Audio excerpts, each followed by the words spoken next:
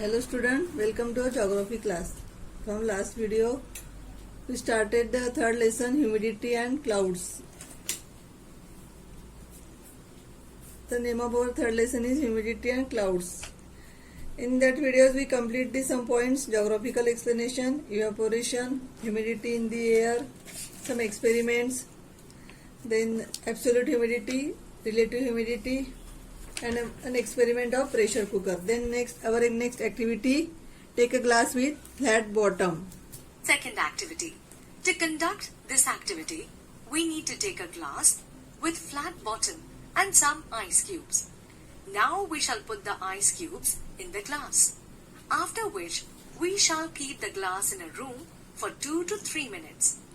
Now have a look at the glass and tell what can you all see. In some time, here student, take a glass with flat bottom. See here figure 3.6b in your textbook. Put some ice cubes in it. Keep this glass in a room for 2 to 3 minutes. Why did you see? Sometimes you will see droplets of water on the water surface of glass. See figure 3.6b. We could see droplets of water on the outer surface of the glass. When the water vapor in the air comes in contact with a cold surface, condensation takes place, due to which droplets are formed on the outer surface of the glass. In this way, in the first activity, the steam from the cooker cooled and condensed into water droplets. In the first activity, the steam from the cooker cooled and condensed into water droplets. And in second activity, the vapor in the air condensed into water droplets.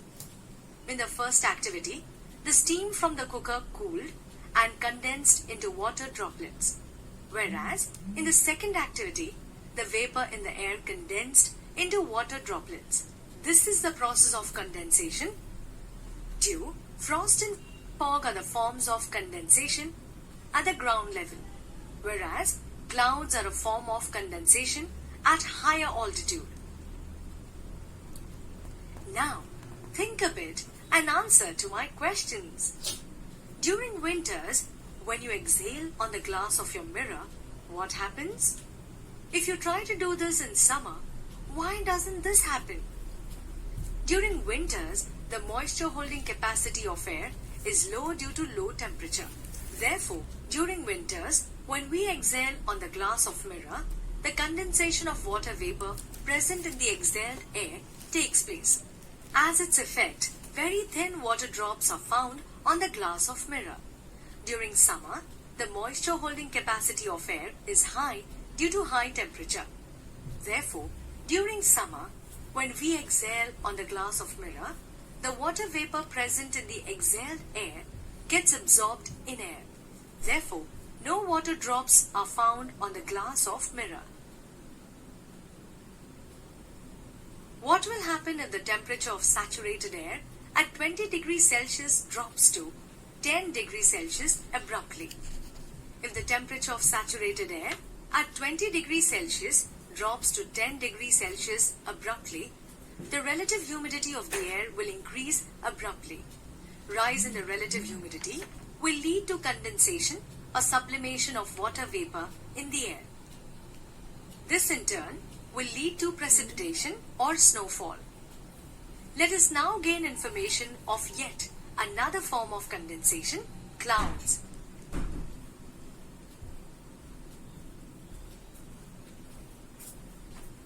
Clouds and types of clouds. We are already aware that due to the heat of the sun, land and water gets heated, due to which our next point is clouds and types of clouds. Clouds are formed condensation at higher evaporation. Always remember student, there is a difference between fog and smog. Fog is made of vapor in the air only. Smog is a combination of dust particle of polluted air in the region and fog. The air near the surface heats up, rises and becomes less dense. This hot air then rises up. As it goes higher, the temperature of the air reduces and the moisture holding capacity of the air reduces. relative humidity keeps increasing. The water vapor in the atmosphere turns into water and snow. This is the dew point level of that air. The level of condensation is determined by the water vapor in the air. The freezing point is also dependent on the altitude and water vapor. Due to condensation, fine particles of ice and water float in the air at a greater height. They accumulate around dust particles in the air and become larger in size. Their accumulation together is called a cloud. Like a kite which floats in the air, as it moves higher and higher, the clouds too float in the atmosphere because of vertical flow of the wind.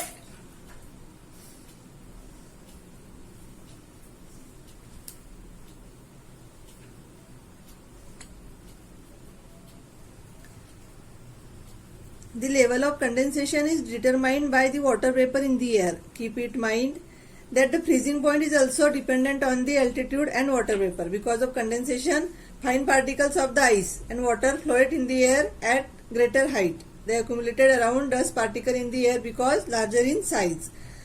Their accumulation together is called cloud. Because of vertical flow of the wind, they float in the atmosphere. Because of vertical flow of wind, they float in the atmosphere. Like a kite which floats in the air as it moves higher and higher.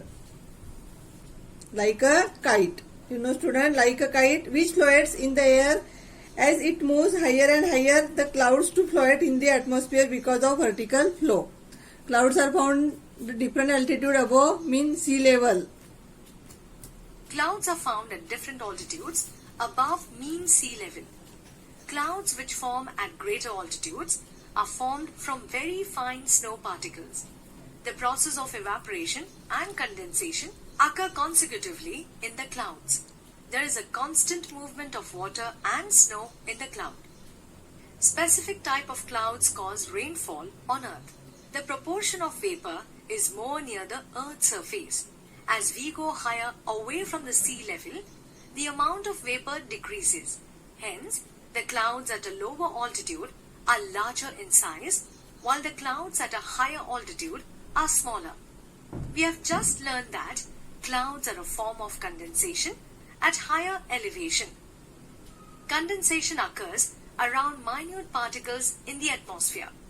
Condensed water or snow particles in the clouds are very fine and almost weightless, and so clouds float in the air. Clouds are formed at different altitudes in the atmosphere. After observation, we can divide these clouds into three main types on the basis of their altitude. The height from the base of the clouds is taken into consideration.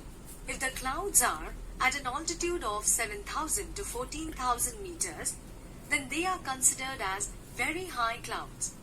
If they are at an altitude of around 2,000 to 7,000 meters, then they are considered to be medium clouds. If they are at an altitude of less than 2,000 meters, then they are low clouds. Come, let us now gain detailed information. Here students, figure 3.8 types of clouds. After observation, we can divide into clouds into three main types on the basis of their altitude. The height from the base of the cloud is taken into consideration. If the clouds are at an altitude of 7,000 to 14,000 meter, then they are considered are very high clouds. If they are an altitude of around 2,000 to 7,000 meter, then they are considered to be medium clouds. If they are an altitude less than 2,000 meter, then they are low clouds. Here complete our points, clouds and what is meant by clouds. Then next video we complete the point high clouds, medium clouds and low clouds.